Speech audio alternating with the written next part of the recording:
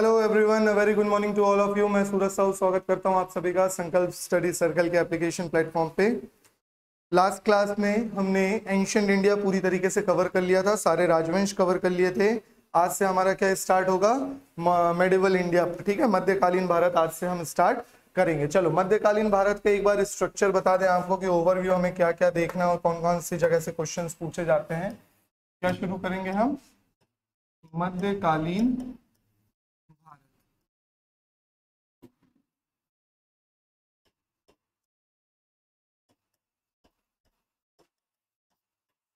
Medieval India की शुरुआत होगी। मेडिवल इंडिया बेसिकली दो फेज में देखा जाता है। कितने फेज में देखा जाता है? दो। मतलब मेजर अगर जो टॉपिक्स हैं तो वो कितने हैं आपके? दो ही मेजर टॉपिक्स हैं। एक आता है आपका दिल्ली सल्तनत,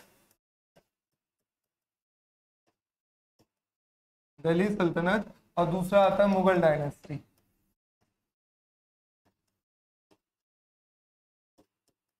एक आता है दिल्ली सल्तनत और एक आता है मुगल डायनेस्टी। अब मेजर तो दो ही टॉपिक्स हैं, लेकिन इनको पढ़ने के लिए दिल्ली सल्तनत किस तरीके से आई है, दिल्ली सल्तनत को पढ़ने के लिए हमें तीन लोगों के बारे में पढ़ना पड़ता है ना। वो तीन लोग कौन कौन हैं?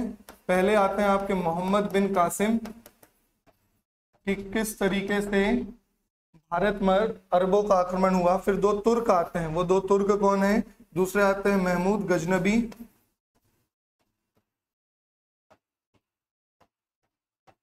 और इसके बाद आते हैं मोहम्मद गौरी। मोहम्मद गौरी के बाद ही किस चीज की शुरुआत हो जाती है? दिल्ली सल्तनत की शुरुआत हो जाती है। ये टॉपिक आप लोगों को दिल्ली सल्तनत के पहले पढ़ना रहता है। दिल्ली सल्तनत के बीच में ही 1333 के समय में, 1333 एडी के समय में दिल्ली सल्तनत के बीचों बीच में जब आप कौन सा वंश पढ़ रहे होगे? तुगलक वंश पढ़ रहे होगे। मोहम्मद बिन तुगलक राजा का नाम आएगा, तभी यहाँ पे आप लोगों को दो साम्राज्य की और बारे में पढ़ना पड़ता है। वो हैं विजयनगर और बहमनी साम्राज्य। विजयनगर और बहमनी साम्राज्य, ठीक है, विजयनगर किंगडम और बहमनी किंगडम। तो ये है आपके पूरे मध्यकालीन भारत का स्ट्रक्चर। मध्यकालीन भारत में हमें क्या क्या पढ़ना है? तो शुरुआत होगी आपकी कहां से? इस्लाम धर्म के उदय से। इस्लाम धर्म का उदय हुआ है और इस्लाम धर्म के प्रचार प्रसार करने के लिए, राज्य विस्तार करने के लिए सबसे पहले आक्रमण जो हुआ मध्यकालीन भारत के समय में, वो किसका हुआ?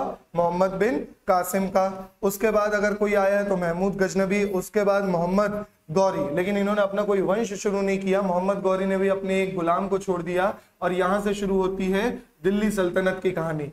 कहानियां जो चलेंगी, सीक्वेंस, वो यहीं से चलेंगी। मोहम्मद बिन कासिम, महमूद गजनबी, मोहम्मद गौरी, और उसके बाद दिल्ली सल्तनत। दिल्ली सल्तनत से ही जुड़ी हुई कहानी शुरू हो जाएगी किसकी? मुगल डायनेस्टी की। किसकी? मुगल वंश की कहानी शुरू हो जाएगी। मुगल वंश, यहां से आपकी कहानी शुरू हो जाएगी, मुगल वंश। और मुगल वंश पढ़ते पढ़ते ही हमारा क्या शुरू हो जाएगा? आधुनिक भारत शुरू हो जाएगा और मध्यकालीन भारत खत्म हो जाएगा। इसी बीच बहुत सारे अलग अलग तरीके के आंदोलन भी हुए हैं, जैसे सूफी आंदोलन, ठीक है ना, भक्ति आंदोलन। वो सारे आंदोलन भी इसी बीच, इसी समय में हुए हैं। वो सारे मतलब आधुनिक भारत के शुरुआत के समय में वो सारे आंदोलन देखेंगे। मराठाओं का उदय हुआ है, ठीक है। तो बेसिकली ये बीच का पीरियड आ जाता है जब आपका आधुनिक भारत शुरू हो रहा है और मध्यकालीन भारत खत्म हो रहा है। तो उस समय का समय माना जाता है इन सारी चीजों को लेके। तो बेसिकली मेन जो दो टॉपिक है हमारे मध्यकालीन भारत के, वो दो टॉपिक कौन से हैं? दिल्ली सल्तनत और मुगल वंश के बारे में, ठीक है। चलो, तो आज जो हमारी कहानी शुरू होने वाली है वो मोहम्मद बिन कासिम, महमूद गजनबी और मोहम्मद गौरी से होने वाली है। बेसिकली आप सबको पता है कि ये इस्लाम मुस्लिम धर्म के अनुयायी हैं। कौन? मोहम्मद बिन कासिम, महमूद गजनबी, मोहम्मद गौरी, है ना। तो ये सारी चीजें जब शुरू हो रही हैं वो किस कारण से हो रही है? जब इस्लाम धर्म का उदय हुआ है। किस चीज का उदय हुआ है? इस्लाम धर्म का उदय हुआ है, ठीक है। ये कहाँ के थे? ये अरब के थे। मोहम्मद बिन कासिम कहाँ का था? अरब का था। और महमूद गजनबी, मोहम्मद गौरी कहाँ के थे? टर्क के थे, तुर्की थे, टर्क के थे, ठीक है ना। तो एक चीज और हमें याद रखनी है कि सबसे पहले अरबों का आक्रमण हुआ है, फिर उसके बाद तुर्कों का आक्रमण हुआ है। ये सारी चीजें हमें देखनी होगी। ये दोनों तुर्क साइड से थे और मोहम्मद बिन कासिम कहाँ से थे? अरब से था, है ना। चलो, ये देखो, भारत पर मुस्लिम आक्रमण जो हुआ है, तो पहला आक्रमण कौन सा हुआ है? अरब का आक्रमण हुआ है। अरब आक्रमण में कौन आता है? मोहम्मद बिन कासिम आता है। और तुर्क का जो आक्रमण हुआ है उसमें कौन आता है? महमूद गजनबी और मोहम्मद गौरी, ठीक है। तो ये दोनों तुर्क साइड के थे और मोहम्मद बिन कासिम कहाँ का था? अरब साइड का था। ठीक है, आज की कहानी शुरुआत करेंगे सबसे पहले इस्लाम धर्म से, कि इस्लाम धर्म का उदय हुआ, कब हुआ और किस कारणों से हुआ, किसने किया, है ना, ये सारी चीजें देखेंगे। तो देखो, अरबों का आक्रमण हुआ, जो मूलतः कौन थे, मुसलमान थे। अब ये जो मुसलमान शब्द की उत्पत्ति हुई है वो कहां से हुई है, मुसलमान दो शब्दों से मिलकर बना है, कौन सा, मुसल्लम एवं ईमान। ये हम क्या पढ़ रहे हैं, हेडिंग में डालोगे इस्लाम धर्म का उदय। क्या है ये, इस्लाम रिलीजन के बारे में पढ़ रहे हैं थोड़ा सा, इस्लाम रिलीजन, इस्लाम रिलीजन के बारे में देख रहे हैं। अर्थात जिसका ईमान क्या हो, पुख्ता हो, उसे क्या कहा जाता है, मुसलमान कहा गया। ठीक है, प्रवर्तक कौन थे, मतलब कौन फाउंडर थे और कब बना, ये दो चीज बस एग्जाम पॉइंट ऑफ व्यू से बहुत ज्यादा इंपॉर्टेंट हो जाती है। इसके प्रवर्तक थे मोहम्मद पैगंबर साहब। ठीक है ना, कौन थे इनके प्रवर्तक, मतलब फाउंडर। यहाँ पे प्रवर्तक मतलब क्या है, इनके फाउंडर कौन थे, फाउंडर थे मोहम्मद पैगंबर। ठीक है ना, इनके फाउंडर हुआ करते थे मोहम्मद पैगंबर। को माना जाता है जिनका विवाह विडो से, मतलब इन्होंने अपना खुद का विवाह किसके साथ किया था, बहुत खुले विचार वाले थे, है ना, एक विधवा महिला से इन्होंने विवाह किया था। ठीक है, और इनकी मृत्यु 632 ईसा में मदीना नामक स्थान पे हुई। अब ये मक्का मदीना, यहाँ से कई बार क्वेश्चंस पूछे गए हैं, अक्सर रिलेट क्वेश्चंस पूछ लिए जाते हैं। 3-4 डेट याद रखनी है। अब यहाँ मध्यकालीन भारत से आप लोगों को कुछ तिथियां होंगी जो याद रखनी बहुत ज्यादा महत्वपूर्ण हो जाएंगी, तो ये तिथियां इंपॉर्टेंट हो जाती हैं, हम देखेंगे। इनका जन्म कब हुआ है, 570 ईस्वी में, कहाँ हुआ है, मक्का नामक स्थान पे हुआ है। इनका जन्म कब हुआ है, 570 ईस्वी, मक्का नामक स्थान पर। 610 में इनको, मतलब बोलते हैं ना एनलाइटमेंट, ज्ञान की प्राप्ति, 610 ईस्वी में इनको खुदा का संदेश मिला, मतलब एनलाइटमेंट हुआ, ज्ञान की प्राप्ति हुई। कहाँ हुई, ये क्वेश्चन पूछा गया है, हीरा पहाड़ी नामक स्थान पर। ये भी कहाँ है, मक्का में ही है, मक्का में। कहाँ है ये, हीरा पहाड़ी, ये भी है आपकी मक्का में। ठीक है ना, तो मक्का में हीरा पहाड़ी नामक स्थान पर इनको क्या हुई है, 610 ईस्वी में ज्ञान की प्राप्ति हुई है। 622 ईस्वी में, जैसे हर चीज का एक संवत होता है ना, कैलेंडर, वैसे इनका जो कैलेंडर चलता है, मुस्लिम्स का जो कैलेंडर चलता है, वो कौन सा कैलेंडर है, हिजरी संवत है। कौन सा कैलेंडर है, हिजरी संवत। हिजरी संवत कब शुरू हुआ है, कई बार क्वेश्चन पूछा गया है, 622 ईस्वी में। ठीक है, और 10 साल बाद देखो 632 ईस्वी में क्या हो गई, इनकी मृत्यु हो गई है। ठीक है ना, चलो देखो 622 ईस्वी में हिजरी संवत की इन्होंने शुरुआत की है। हिजरी संवत क्या है, मक्का में इनको ज्ञान की प्राप्ति हुई और मक्का से मदीना की इन्होंने यात्रा तय की है। कहां से यात्रा तय की है, मक्का से मदीना जाने की उपलक्ष्य में हुई। मतलब मक्का से मदीना में जो यात्रा की उन्होंने, इसी यात्रा के समय, इसीलिए देखते हो आप हज करने को बोला जाता है, तो मक्का से मदीना की यात्रा किया जाता है। जो भी हज करने जाता है तो क्या करते हैं, वो मक्का जाते हैं, मक्का से मदीना की यात्रा करते हैं, तब वो हज कंप्लीट माना जाता है। ठीक है, 622 ईस्वी में हिजरी संवत की शुरुआत हुई है ना। और इस हिजरी संवत की शुरुआत किस लिए मानी जाती है, मक्का से मदीना जाने की यात्रा को ही क्या बोला जाता है, हिजरी संवत की शुरुआत मानी जाती है। कब हुई है, 622 AD। तो बेसिकली आप लोगों को 4 डेट याद रखनी है। कितनी डेट याद रखनी है, 4 डेट याद रखनी है। वो 4 डेट कौन सी है, सबसे पहला जन्म, कब हुआ है जन्म, 570 AD में। जन्म कब माना जाता है, 570 AD। अब देखो, अब आप लोग अंदाजा लगा सकते हो कि कौन से धर्म पहले आए हैं और कौन से धर्म बाद में आए हैं। अब आप लोग को बहुत अच्छे से पता चल गया है, बुद्धिज्म, जैनिज्म, है ना, हिंदुइज्म, मुस्लिम, इस्लाम रिलीजन, ये अलग अलग रिलीजन कब कब आए हैं और किस तरीके से इनका एक सीक्वेंस रहेगा, ये आप लोग अंदाजा लगा सकते हो कि अगर इनका टाइमलाइन के आधार पर अगर क्वेश्चन आता है तो। ठीक है, चलो ये कब आ रहा है, मतलब कब आया है, तो देखा जाए तो 610 ईस्वी में, जब इनको ज्ञान की प्राप्ति हुई है, बेसिकली तब माना जाएगा। ठीक है, और बुद्धिज्म, जैनिज्म, इस्लाम, हिंदुइज्म, इनको अगर सीक्वेंस में अरेंज करना पड़े तो सबसे पहले कौन सा आएगा, सबसे पहले कौन सा आएगा, हिंदुइज्म। सबसे पहले कौन सा आएगा, हिंदुइज्म। हमने देखा है ना, वैदिक सभ्यता, वैदिक संस्कृति, फिर उसके बाद कौन सा आएगा, बौद्धिज्म और जैनिज्म सेम समय पे चल रहे थे, लेकिन जैनिज्म पहले है। आप देखो 24 तीर्थंकर, आप केवल महावीर जैन के बारे में सोच रहे हो, 24 तीर्थंकर हुआ करते थे। उनमें से कुछ तीर्थंकर का आपको वेदों में भी ज्ञान मिलता है। ठीक है ना, ऋग्वेद वगैरह में अरिष्टनेमी वगैरह, ऋषभ देव का प्रमाण मिलते हैं। ठीक है, तो फिर उसके बाद आपको कौन आ जाएगा, जैन धर्म आ जाएगा, फिर बौद्ध धर्म आएगा, इस्लाम धर्म आएगा। ठीक है, तो इस तरीके से अगर क्वेश्चन बनता है कि इनको सीक्वेंस में अरेंज करने का, तो भी हम यहाँ से बड़े आराम से कर सकते हैं। 622 ईस्वी में क्या हुआ है, इन्होंने हिजरी संवत की शुरुआत की है। ये हिजरी संवत क्या है, मक्का से मदीना जाने की यात्रा को ही क्या बोला जाता था, हिजरी संवत बोला जाता था। शुरुआत हुई है ना मक्का से मदीना की यात्रा, और 632 ईस्वी में क्या हो गई, इनकी मृत्यु हो गई। तो याद रखना डेथ कब हुई है, 632 ईस्वी में।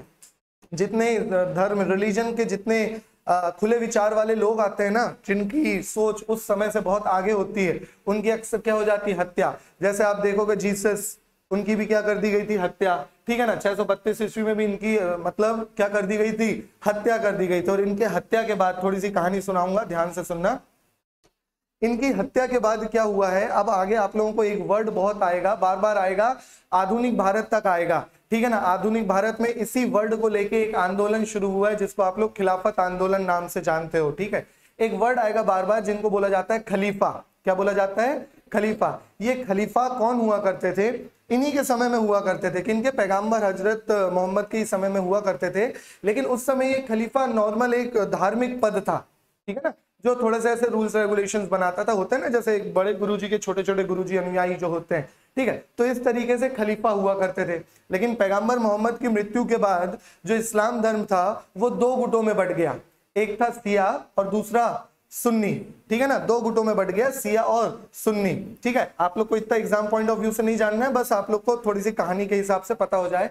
तो भाई सिया और सुन्नी में मतभेद यही था कि एक चाहते थे कि जो पैगंबर मोहम्मद के जो वंशज हैं, मतलब जिनका खून का रिश्ता है, वही उनकी गद्दी संभाले, और दूसरे चाहते थे ऐसा नहीं है, जिनके पास उनके लक्षण है, उनका टैलेंट है, उनके गुण है, तो वो कोई भी उस गद्दी पर बैठ सकता है, ठीक है ना।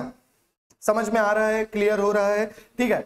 तो इस तरीके के मतभेद के कारण एक पद जो चल रहा था, खलीफाओं का जो ग्रुप चल रहा था, खलीफाओं का ग्रुप केवल रूल्स मेकिंग का था, है ना, और कुछ नहीं था। लेकिन धीरे धीरे खलीफा ये एक राजनैतिक पद बन गया। कैसा पद बन गया, राजनैतिक पद। अब जो राजा महाराजा लोग भी थे, उन लोगों के लिए भी खलीफा बहुत इंपॉर्टेंट हो जाते थे। क्यों, क्योंकि पूरा धर्म, पूरा सभ्यता कौन चला रहा था, खलीफा चला रहे थे। धीरे से ये खलीफा का पद बहुत ज्यादा इंपॉर्टेंट हो जाएगा। मतलब राजा किसको बनाना है, किसको नहीं बनाना है, ये भी किस पे ऊपर डिपेंड हो जाएगा, खलीफाओं पे डिपेंड हो जाएगा। समझ में आ रहा है, क्लियर हो रहा है। और बाद में जाकर पूरे इस्लाम धर्म के गुरु किसको माना जाता है, खलीफा को माना जाता है। क्लियर हुआ। जो तुर्क में थे, जिनको अंग्रेजों ने हरा दिया था, तुर्की के थे जिनको अंग्रेजों ने हरा दिया था, जिसके कारण से भारत में क्या शुरू हुआ था, खिलाफत आंदोलन शुरू हुआ था। जलियांवाला बाग भी उसका एक कारण था। 1920 में खिलाफत आंदोलन शुरू हुआ है, जलियांवाला बाग, और आपके टर्क में जब इन लोगों को हरा दिया गया प्रथम विश्व युद्ध के बाद। तो ये दोनों कहानी मिलती है आप लोगों की आधुनिक भारत में भी। समझ में आया यहाँ से, है ना। तो वो खलीफा जो वर्ड आया है, खलीफा से ही क्या हुआ है, खलीफा लोग क्या बन गए हैं, पूरे धार्मिक गुरु बन चुके हैं। क्लियर हो गया, समझ में आ गया। देखो 7वीं शताब्दी की शुरुआत में सऊदी अरब में इस्लाम नामक एक नए धर्म का उदय हुआ है। और इस धर्म में, ये बहुत इंपॉर्टेंट पॉइंट है, ठीक है ना, कौन सी चीज चलती थी, एकेश्वरवाद। एकेश्वरवाद मतलब one who believe in one God, ठीक है। ऐसे व्यक्ति जो किस में बिलीव करते हैं, एक ईश्वर पे, एक, जैसे इनके ईश्वर कौन, अल्लाह, ठीक है ना। एक ईश्वर पर बिलीव करने वाले क्या कहलाते हैं, एकेश्वरवाद कहलाते हैं। पर ध्यान दिया, इस्लाम धर्म का प्रमुख पवित्र पुस्तक कौन सी है, कुरान है। इस्लाम धर्म, जैसे हर एक धर्म के कुछ पवित्र ग्रंथ होते हैं, किताबें होती हैं, इस्लाम धर्म की कौन सी है, कुरान है, ठीक है। मोहम्मद पैगंबर साहब के मृत्यु के बाद धार्मिक एवं राजनीतिक विस्तार के लिए उनके नजदीकी लोगों को मतलब नजदीकी लोगों को दी गई, जिसे क्या कहा जाने लगा, खलीफा बोला जाने लगा। और बाद में यही खलीफा क्या बन गया, एक तरीके का राजनीतिक पद बन गया। क्लियर हो गया, यहां तक समझ में आ गया, ठीक है। तो ये थी किसकी कहानी, आपकी इस्लाम धर्म की कहानी। किस चीज की कहानी थी आपकी, इस्लाम धर्म का उदय किस हिसाब से हुआ, ठीक है। तो आप लोग बेसिकली कितनी डेट्स याद रखोगे, 4 डेट्स याद रखोगे इस्लाम धर्म के हिसाब से, ठीक है ना। वो 4 डेट्स कौन सी हैं, सबसे पहला मोहम्मद पैगंबर का जन्म कब हुआ है, 570 एडी में, ठीक है। दूसरा ज्ञान की प्राप्ति कब हुई, 610 एडी, ठीक है ना। कहाँ हुई, हीरा पहाड़ी, कहाँ हुई है, हीरा पहाड़ी। कहाँ हीरा पहाड़ी, मक्का, ठीक है ना। तीसरी डेट याद रखोगे, मक्का से जब मदीना की यात्रा की है तो उन्होंने एक नया कैलेंडर शुरू किया है। वो कैलेंडर कौन सा है, हिजरी संवत। कब शुरू किया है, 622 एडी। ये इंपॉर्टेंट है, पूछा गया हिजरी संवत के बारे में, ठीक है। और 622 एडी के बाद मृत्यु कब हो गई है, 632 एडी में। यहां तक क्लियर हो गया, समझ में आ गया। ये 4 चीज याद रखना। खलीफा का शब्द, अब आप लोग को जब जब खलीफा आएगा तो एक क्लियर रखना, खलीफा कौन है, धर्म गुरु हैं। जैसे हर धर्म में गुरुजी होते हैं ना, वैसे इनके जो खलीफा होते हैं वो कौन होते हैं? धर्म गुरु होते हैं। लेकिन ये धर्म गुरु धीरे से किस चीज में बदल गया है? राजनैतिक पद में बदल गया है। ठीक है ना, धर्म गुरु का पद किस में बदल गया है? राजनैतिक पद में बदल गया है ना। अब यहां से कहानी शुरू होगी किसकी? आपकी मोहम्मद बिन कासिम की। तो नेक्स्ट हेडिंग डालोगे मोहम्मद बिन कासिम। हेडिंग क्या रहनी चाहिए? भारत पर मुस्लिम आक्रमण। मुस्लिम आक्रमण में भी किसका हुआ है? अरब का आक्रमण हुआ है। बाद में जब तुर्क का देखेंगे तो वहां पे दो नाम देखने को मिलेंगे आपको, महमूद गजनबी और मोहम्मद गौरी। ठीक है, क्लियर हो गया। चलो तो शुरुआत कर रहे हैं किसका? भारत पर अरबों के आक्रमण की मोहम्मद बिन कासिम की स्टोरी शुरू होगी। किसकी स्टोरी शुरू होगी? मोहम्मद बिन कासिम। यहां से क्वेश्चन पूछे जाते हैं क्योंकि इसके समय में कुछ इंपॉर्टेंट चीजें हुई हैं जो अक्सर एग्जाम में पूछी जाती हैं। ठीक है ना, इसलिए हम अच्छे से डिटेल में इनको देखेंगे। चल आगे देखते हैं। तो अब थोड़ी सी स्टोरी बताऊंगा, स्टोरी फॉर्म में हम पूरा इतिहास इस कहानी के रूप में ही पढ़ेंगे। तो इसको भी एक स्टोरी है, स्टोरी सुनो। देखो हुआ क्या, अरब तरफ कुछ राजा हुआ करते थे। ठीक है, अब ध्यान से सुनना, लिखने का काम आराम से कर लेना। यहाँ जो एग्जाम पॉइंट ऑफ व्यू से इंपॉर्टेंट होगा मैं बताऊंगा। ठीक है, चलो अरब तरफ जो राजा हुआ करते थे उनकी सबसे बड़ी प्रॉब्लम पता है क्या थी? उनकी भूमि उपजाऊ नहीं थी। मतलब उनकी जो लैंड थी वो एग्रीकल्चर के लायक नहीं थी। इसलिए उनका मुख्य व्यवसाय मतलब मुख्य ऑक्यूपेशन क्या हो गया, क्या काम करा करते थे? तो एक तो व्यवसाय किया करते थे, ट्रेड किया करते थे, और दूसरा क्या काम किया करते थे? पशुपालन।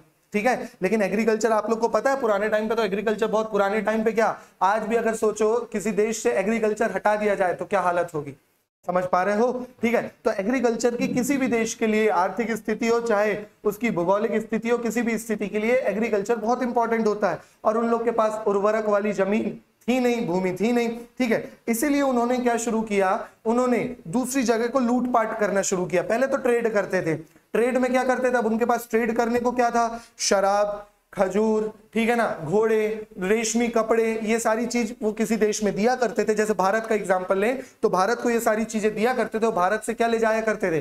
फेमस चीजें, जैसे मसाले। सबसे ज्यादा भारत शुरुआत से किस चीज के लिए प्रसिद्ध रहा है?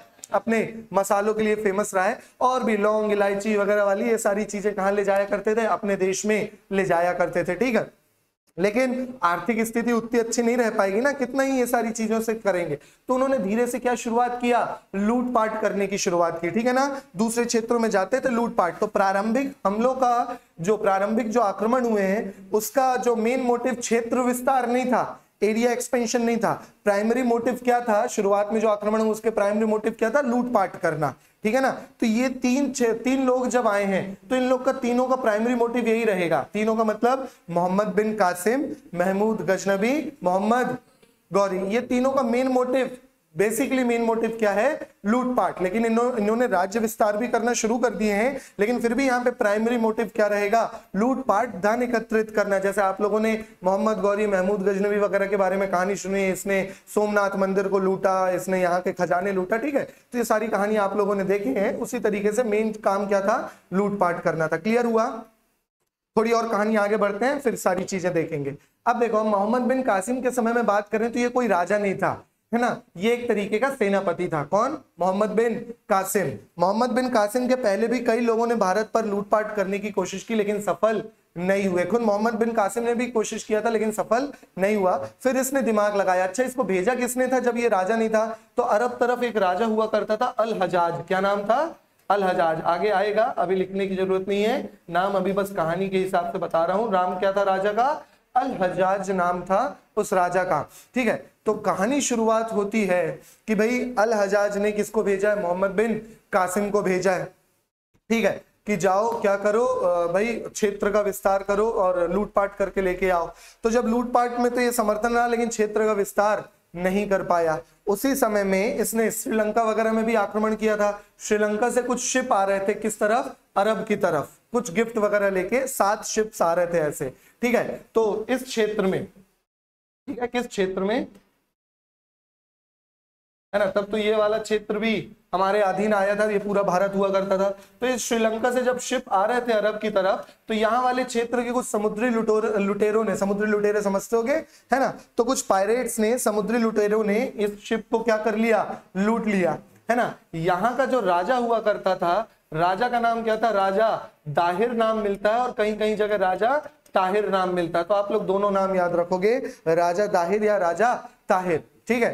तो ये लोग इस समय इस क्षेत्र में हुआ करते थे। तो जब अरब के राजा अल हजाज ने बोला कि भाई हमारे शिप आपके क्षेत्र में लूटे गए हैं, तो आप वो शिप्स हमें लौटा दो, ठीक है। तो राजा दाहिर ने साफ मना कर दिया, क्या बोला कि हमारे क्षेत्र में ऐसा कुछ घटना नहीं हुई है, हमें इसके बारे में नहीं पता, आप जानो और आपके वो लुटेरे जाने, हमारा इस मैटर पे कोई हाथ नहीं है। तब सबसे पहली बार मोहम्मद बिन कासिम को यहाँ इस क्षेत्र में भेजा गया कि जाओ अब हमें क्या करना है, इन क्षेत्र पर आक्रमण करना है। तो प्रारंभिक मोटो तो अभी तक क्या था, लूटपाट, लेकिन अब जब मोहम्मद बिन कासिम को भेजा गया इन क्षेत्र पर आक्रमण करने के लिए, तो अब बेसिकली वो आ रहा है इस क्षेत्र पर विजय हासिल करने, ठीक है। तो उसने शुरुआत किया आसपास के क्षेत्रों से, है ना। जब आसपास के क्षेत्रों से शुरुआत किया तब राजा दाहिर ने उस पर ध्यान नहीं दिया, समझ में आ रहा है ना, राजा दाहिर ने उस पर ध्यान नहीं दिया, बोला ठीक है बाहर का छोटा मोटा लुटेरा है, बाहर के क्षेत्रों को जीत रहा है, जीतने दो, छोड़ दिया। अपने बेटे को भी कहां बुला लिया, अपनी राजधानी में बुला लिया, ठीक है। ब्राह्मणवाद इनकी राजधानी हुआ करती थी। फिर उसके बाद एक युद्ध होता है राजौर का युद्ध। कौन सा युद्ध, राजौर का युद्ध, ठीक है। इनकी राजधानी के पास ही राजौर था, वहां पर किसने आक्रमण कर दिया, मोहम्मद बिन कासिम ने राजौर पर आक्रमण कर दिया। कहानी समझ पा रहे हो ना, गायब मत हो ना, यहीं रहना, ठीक है ना। चलो, तो मोहम्मद बिन कासिम ने कहां पर आक्रमण कर दिया, राजौर पर आक्रमण कर दिया और राजौर में बहुत बुरी तरीके से हरा दिया। किसको हरा दिया, राजा दाहिर को हरा दिया और इवन उसकी मृत्यु भी हो गई, राजा दाहिर को मार भी दिया, ठीक है। यहां पर देखो एग्जाम पॉइंट ऑफ व्यू से जरूरी क्यों है, यहां पर सर्वप्रथम जब राजा दाहिर की मृत्यु हो गई ना, तब उनकी वाइफ थी, ठीक है, उनकी वाइफ ने सर्वप्रथम जौहर के साक्ष्य मिलते हैं। जौहर पता है, पद्मावत मूवी देखे हो ना, जब रानी लोग क्या करती थी, एक साथ ग्रुप में आग अग्निकुंड में कूद जाती थी, उसी को क्या बोला जाता था, जौहर बोला जाता था, ठीक है। तब यहाँ पर लाडी बाई जो रानी थी, उन्होंने सर्वप्रथम कौन सी प्रथा का इस्तेमाल किया, जौहर व्रत का था, जौहर व्रत बोला जाता है, जौहर प्रथा का इस्तेमाल किया और सबके सब जाके किस में कूद गए, अग्निकुंड में कूद गए। तो मध्यकालीन भारत में, अभी इसके पहले हमने सती वाली सिस्टम देखे थे, ठीक है। सती के साक्ष्य कहां से मिले थे, सबसे पहले ऐरण अभिलेख। कहां है ऐरण अभिलेख, भारत में कहां है, सागर मध्य प्रदेश। कहां है, सागर मध्य प्रदेश। और कौन से गुप्त शासक, भानुगुप्त, ठीक है ना। तो वहां सती प्रथा के साक्ष्य मिलते हैं। मध्यकालीन भारत में सबसे पहले जौहर प्रथा के साक्ष्य कहां से मिलते हैं, मोहम्मद बिन कासिम के समय से, या बोला जाए राजा दाहिर के समय से, या कौन सी रानी, तो रानी लाडी बाई, ठीक है, वो अलग से देखेंगे। क्लियर हुआ, यहां तक समझ में आया, ठीक है। कहानी आगे करें, फिर एक साथ इनको देखेंगे। अब हुआ क्या है, जब राजौर का युद्ध हार गया ना, तो इनका जो बेटा था दाहिर का, वो भाग के कहां चला गया है, ब्राह्मणवाद चला गया है। तो अब बेटे को भी मारना था, तो इसीलिए नेक्स्ट युद्ध जो होता है वो कौन सा होता है, ब्राह्मणवाद का युद्ध होता है। जस्ट नेक्स्ट ईयर ही ब्राह्मणवाद का युद्ध होता है। बेटे को भी हरा देता है, हालांकि मारता नहीं है। यहाँ पर मोहम्मद बिन कासिम 17-18 साल के ऊपर जितने लोग होते हैं ना इस क्षेत्र में, सबकी हत्या करना शुरू कर देता है ना। और जो बचते हैं उनको जबरदस्ती कौन सा धर्म कबूल करवाता है, इस्लाम धर्म ज्वाइन करवाता है। खुद जो दाहिर का बेटा रहता है जय सिंह, उसको खुद को कौन सा धर्म ज्वाइन करवा देता है, इस्लाम धर्म कबूल करवा देता है, इस्लाम धर्म ज्वाइन करवा देता है, ठीक है। और यहाँ पर पहली बार साक्ष्य मिलते हैं किसके, जजिया करके। कौन से करके, जजिया। जजिया एक तरीके का क्या है, टैक्स है। याद रखना कहानी, जजिया क्या एक तरीके का टैक्स है। और ये जजिया कर किस पे चल रहा है, नॉन मुस्लिम्स पे चल रहा है। जजिया कर किस पे चल रहा है, नॉन मुस्लिम, मतलब गैर मुस्लिमों पे ये कर चला करता है। कौन सा कर, जजिया कर। समझ में आ रही है यहां तक की कहानी।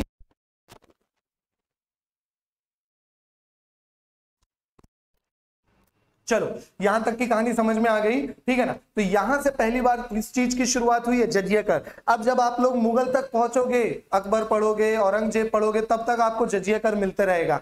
कोई लगा रहा है, कोई हटा रहा है, कोई ब्राह्मणों पे भी लगा रहा है। जब ये मोहम्मद बिन कासिम जो जजिया कर लगाया है, इसमें कुछ लोगों पे जजिया कर नहीं लगाया था। वो कुछ लोग कौन है, महिलाएं, ब्राह्मण, बच्चे, विकलांग, इन लोगों पे इन्होंने क्या किया है, जजिया कर नहीं लगाया। बाकी इनके अलावा जो भी होंगे उनको क्या देना पड़ेगा, जजिया टैक्स देना पड़ेगा। ये जजिया टैक्स क्या है, गैर मुस्लिम कर है, जो मुस्लिम नहीं है उनको टैक्स देना है। क्यों देना है, भाई आप गैर मुस्लिम हो, आप मुस्लिम्स के क्षेत्र में रह रहे हो, तो आपके प्रोटेक्शन के लिए एक टैक्स देना पड़ेगा। वो टैक्स कौन सा कहलाया? जजिया कर। ये जजिया कर दिल्ली सल्तनत के समय में एक राजा है ना, फिरोज शाह तुगलक, आप देखोगे आगे पढ़ोगे तो इसने किस पे लगा दिया है? इसने ब्राह्मणों पे भी ये जजिया कर लगा दिया है। आगे चल के देखोगे अकबर ने जजिया कर समाप्त कर दिया है। उसके बाद औरंगजेब आया, उसने औरंगजेब ने फिर से जजिया कर लागू कर दिया है। ठीक है, तो इस तरीके से ये जजिया कर बार बार आएगा। जिस जजिया कर की शुरुआत सर्वप्रथम कहां से हुई? मोहम्मद बिन कासिम। तो ये सब एग्जाम पॉइंट ऑफ व्यू से बहुत ज्यादा इंपॉर्टेंट हो जाते हैं क्वेश्चन। समझ में आ रहा है? अब यहां तक कहानी देख लिए हैं। अब मोहम्मद बिन कासिम के अंडर में ये पूरा क्षेत्र आ चुका है, मुल्तान वगैरह का। मतलब राजा ताहिर और उसके बेटे जय सिंह, राजा ताहिर तो डेथ हो चुकी है, जय सिंह ने तो इस्लाम धर्म कबूल कर लिया है। तो ये पूरा क्षेत्र किसके अंडर आ चुका है? मोहम्मद बिन कासिम। लेकिन मोहम्मद बिन कासिम राजा है क्या? नहीं है। ठीक है, असली राजा कौन है? अल हजाज। असली राजा कौन था? अभी मैंने बताया था आप लोगों को, राजा कौन है? अल हजाज। अब मोहम्मद बिन कासिम का चैप्टर एंड कैसे हुआ वो देख रहे हैं। ठीक है, एक्चुअल में यहाँ की जो अरब तरफ की स्टोरी थोड़ी सी चेंज हो गई। हुआ क्या? ये अल हजाज का भतीजा सुलेमान, क्या नाम था? सुलेमान, ये राजा बन गया। सुलेमान और मोहम्मद बिन कासिम ने जो पहला आक्रमण किया था तो उसकी आयु केवल 18 साल की थी। समझ पा रहे हो? ठीक है, तो ये सुलेमान और मोहम्मद बिन कासिम थोड़ा सा सेम एज के थे। तो ये सुलेमान मोहम्मद बिन कासिम से बहुत चिढ़ता था क्योंकि ये इतने लायक नहीं था, और मोहम्मद बिन कासिम भाई युद्ध पे युद्ध जीते जा रहा है, क्षेत्र कैप्चर कर रहा है। तो अल हजाज भी किसका फेवर करता था ज्यादा से ज्यादा? मोहम्मद बिन कासिम का। लेकिन अब राजा कौन बन गया? सुलेमान राजा बन गया। तो ये वैसे ही चिढ़ता था, इसको बस मौका चाहिए था मोहम्मद बिन कासिम का, कासिम को वापस करने का। और ये बात मोहम्मद बिन कासिम को कहीं ना कहीं पता था कि सुलेमान उससे बहुत ही जेलस फील करता है, चिढ़ता है, जलता है। ठीक है, तो मोहम्मद बिन कासिम ने वहां पे जो क्षेत्र जीत चुका था, तो उनकी दो बेटी थी। किनकी? राजा ताहिर की दो बेटी थी, परमल देवी और सूर्य देवी। क्या नाम था? परमल देवी और सूर्य देवी। ये दो बेटियों को एज अ गिफ्ट के तौर पे किसके पास भेज दिया? सुलेमान के पास भेज दिया। ठीक है, जब सुलेमान के पास भेजा तो उन लोगों को भी अपने पिता की मृत्यु का बदला लेना था, दोनों बेटियों को। तो जब सुलेमान के पास आए तो सुलेमान को इन्होंने बोली कि सर देखो, अब तो हम आपके स्लेव हैं, आप जो बोलोगे हम तो करेंगे ही, लेकिन आपको बस एक चीज बताना चाहते हैं कि ये जो आपको गिफ्ट भेजा गया है, हमको जो गिफ्ट भेजा है किसने? मोहम्मद बिन कासिम ने।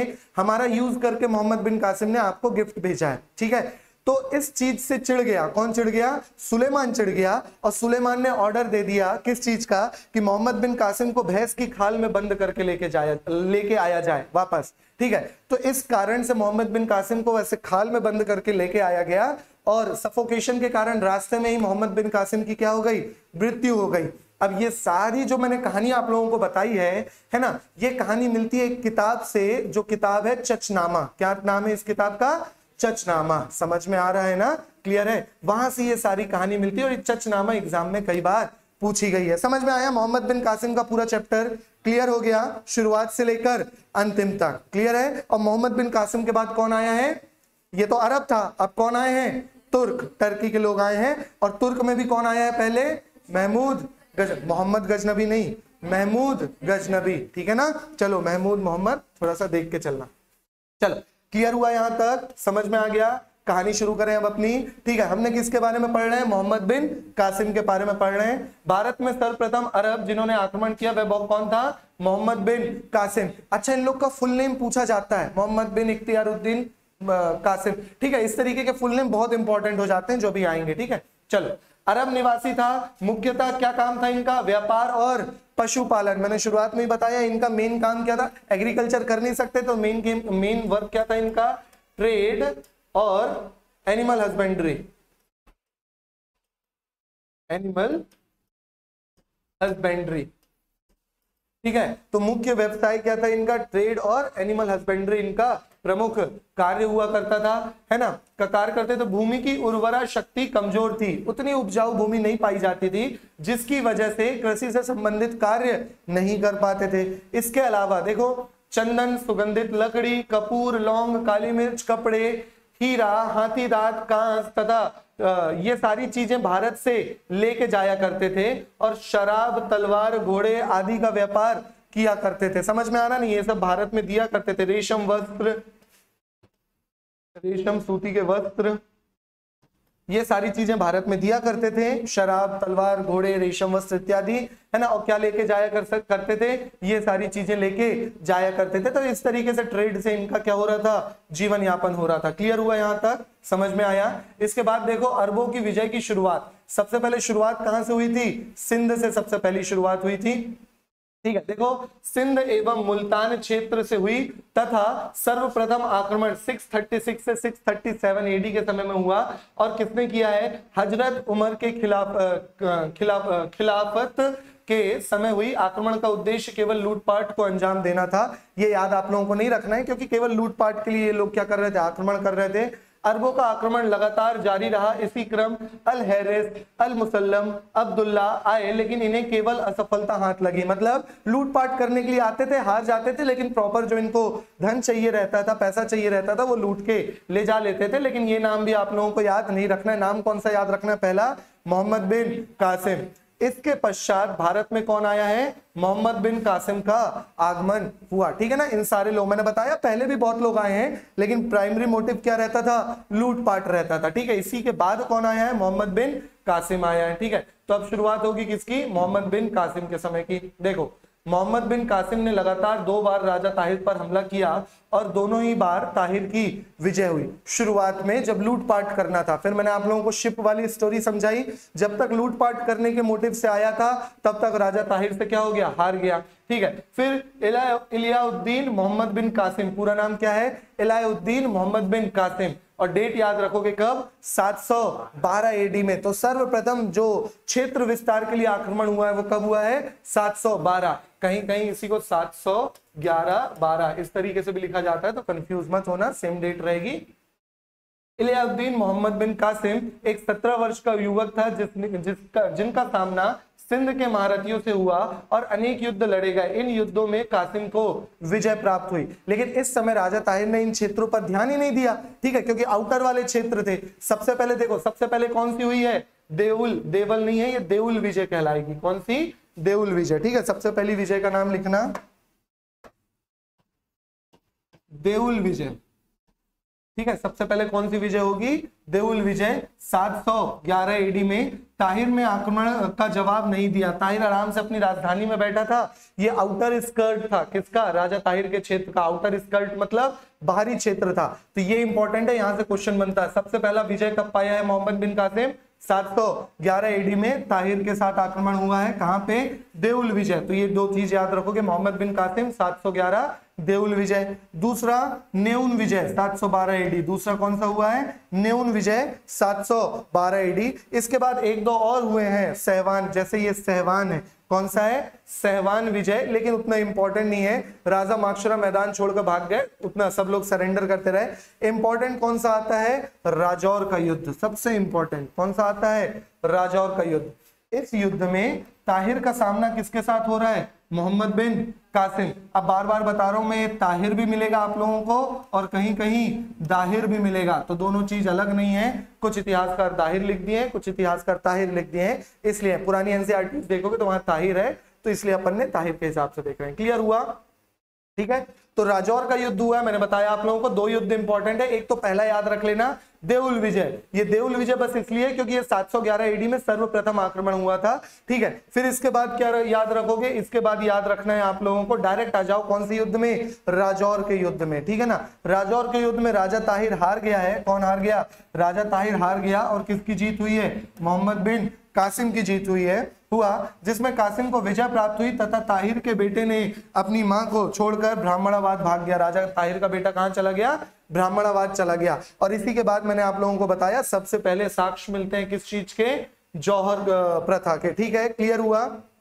चलो नेक्स्ट युद्ध आता है आपका कौन सा, ब्राह्मणाबाद का युद्ध। इसकी भी कहानी मैंने सारी चीज सुना दी है, फटाफट देखते चलो। इस युद्ध में जयसिंह का सामना किसके साथ, ये जयसिंह कौन है, ताहिर का बेटा, ठीक है ना, सन और ताहिर। ठीक है, ये जयसिंह कौन है, सन ऑफ ताहिर, मतलब ताहिर का बेटा। इसका सामना मोहम्मद बिन कासिम से हुआ और फिर से जयसिंह हार गया है, जीत कौन गया है, मोहम्मद बिन कासिम, और इस युद्ध में भी जयसिंह की हार हुई है और जबरदस्ती इसको कौन सा धर्म ज्वाइन करवा दिया गया, इस्लाम धर्म ज्वाइन करवा दिया गया। यहां तक समझ में आ रहा है, क्लियर है ना। और इसी ब्राह्मणवाद के युद्ध में प्रथम साक्ष्य मिलते हैं, मतलब राजौर के युद्ध के बाद प्रथम साक्ष्य मिलते हैं किसके, जौहर के। अभी आगे होगा, देख लेना। चलो, मोहम्मद बिन कासिम ने जिस क्षेत्र को अपना अधिकार में लिया वहां जनमानस को इस्लाम धर्म में शामिल कर लिया। जनमानस मतलब सभी लोगों को जबरदस्ती कौन सा धर्म कबूल करवाया, इस्लाम धर्म कबूल करवाया। ऐसा नहीं करने वालों पर कौन सा टैक्स लगाया, जजिया कर लगाया। ठीक है ना, जजिया कर की मैंने आप लोगों को कहानी सुना दी। जजिया कर क्या है, गैर मुस्लिमों से लिया जाने वाला कर। ठीक है, लिया जाने वाला कर था जो किनको छूट थी, केवल ब्राह्मण, महिलाएं, बच्चे एवं विकलांग लोगों से नहीं, दिव्यांग लोगों से ये कर नहीं लिया जाता था, बाकी सबसे ये कर वसूला जाता था। ठीक है, इसी कारण जयसिंह ने भी इस्लाम धर्म स्वीकार कर लिया। जयसिंह को भी जबरदस्ती कौन सा धर्म कबूल करवाया गया, इस्लाम धर्म कबूल करवाया गया। अरबों ने भारत में विजय हासिल तो किया लेकिन सिंध से आगे नहीं बढ़ पाए। क्यों नहीं बढ़ पाए, मैंने बताया, मोहम्मद बिन कासिम को दोबारा बुला लिया गया था। ठीक है ना, किस राजा के अंडर था, अल हजाज। किस राजा के अंडर था ये, अल हजाज। क्योंकि इसके बाद के जो दो लोग आए हैं वो खुद राजा हैं, लेकिन मोहम्मद बिन कासिम एक राजा नहीं था। ठीक है ना, ये किसी और राजा का एक सेनापति था। यहां तक क्लियर हो गया, समझ में आ गया। ये कहानी मैंने आप लोगों को बता दी है कि अरबों में भारत में विजय तो हासिल किया लेकिन सिंध और मुल्तान वाले क्षेत्र से ये आगे नहीं बढ़ पाए। क्लियर हुआ। चलो, तो ये थी कहानी किस चीज की, आपके अरब के बारे में। ठीक है ना, अरब वालों की चीजें थी। कुछ चीजें आप लोग बस कहानी जो मैंने बताया है वो कहानी इसमें नहीं है क्योंकि एग्जाम पॉइंट ऑफ व्यू से जरूरी नहीं है, वो बस मैंने आप लोगों को एक कहानी बताई है। ठीक है, बस एक पॉइंट लिख लो, इनकी ये जो सारी जानकारी मिलती है वो किस किताब से मिलती है, चचनामा। ठीक है, ये जो जानकारी है, जो साक्ष्य प्राप्त होते हैं वो किस किताब से मिलते हैं, चचनामा से प्राप्त होते हैं। ठीक है, बस ये एक पॉइंट लिख लेना कि इनके बारे में विस्तृत जानकारी किस चीजों के कहां से मिलती है, चचनामा से मिलती है। ठीक है, यहां तक क्लियर हो गया। ये थी कहानी आपकी किसकी, मोहम्मद बिन कासिम की। एक बार रिवीजन करेंगे कि आपको अभी तक की क्लास में क्या क्या याद रखना है। सबसे पहले इस्लाम धर्म की वो डेट्स याद रखनी है। ठीक है ना, इस्लाम धर्म की डेट्स कौन कौन सी याद रखनी है। सबसे पहले जन्म कब हुई है, 570 एडी। ठीक है ना, जन्म कब हो गया है, 570 एडी। अब उसके बाद ज्ञान की प्राप्ति 610 एडी। ज्ञान की प्राप्ति कब हुई है, 610 एडी में हो गई है क्या, ज्ञान की प्राप्ति। फिर उसके बाद ज्ञान की प्राप्ति, अच्छा कहां हुई है ज्ञान की प्राप्ति, मक्का में हुई है। जन्म भी कहां हुआ था, मक्का में हुआ था। हीरा पहाड़ी जो कि कहां है, मक्का में ही है। ठीक है ना, अब उसके बाद उनको ज्ञान की प्राप्ति तो हो गई। हिजरी संवत की शुरुआत 622 एडी। क्या है ये, मक्का से मदीना जाने की यात्रा को ही क्या बोला जाता है, हिजरी संवत बोला जाता है। मृत्यु 632 एडी। ये 4 डेट्स इंपॉर्टेंट है। ठीक है ना, उसके बाद सिया सुन्नी में मतलब डिवाइड हो गया, इस्लाम धर्म का पार्टीशन हो गया। और उसके बाद देखा जाए तो एक खलीफा पद आ गया। कौन सा पद आ गया, खलीफा वाला पद बहुत इंपॉर्टेंट हो जाता है, खलीफा।